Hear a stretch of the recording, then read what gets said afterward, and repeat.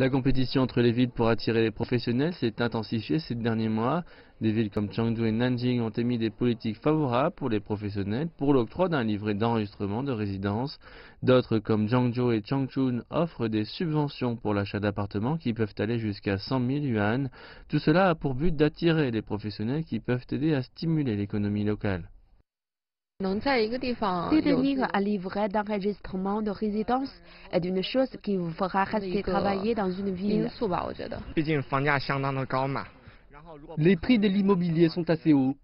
S'il n'y avait pas ce genre de politique, il pourrait vous falloir 5 ans supplémentaires pour rembourser votre prêt. C'est beaucoup.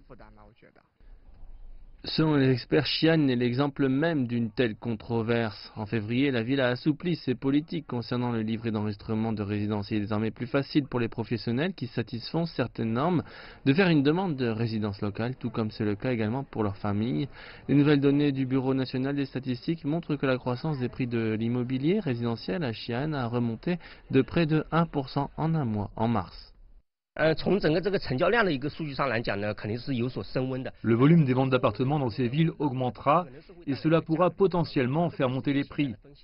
Les autorités locales penseront à des manières de combattre cela, toutefois, en assurant la poursuite des politiques actuelles et en limitant les acheteurs à seulement ceux qui ont l'intention de vivre dans l'appartement. En d'autres termes, bien que le volume des ventes pourrait augmenter, la plupart des acheteurs seront des professionnels ou des gens avec des demandes réelles. Donc, il n'y aura aucune spéculation. Les politiques pour limiter les bulles immobilières continuent. Les données de Centaline Property montrent que plus de 20 villes ont lancé des restrictions additionnelles en mars. Durant le premier trimestre de cette année, plus de 70 nouveaux types de contrôle du marché de l'immobilier ont été émis par les gouvernements locaux du pays.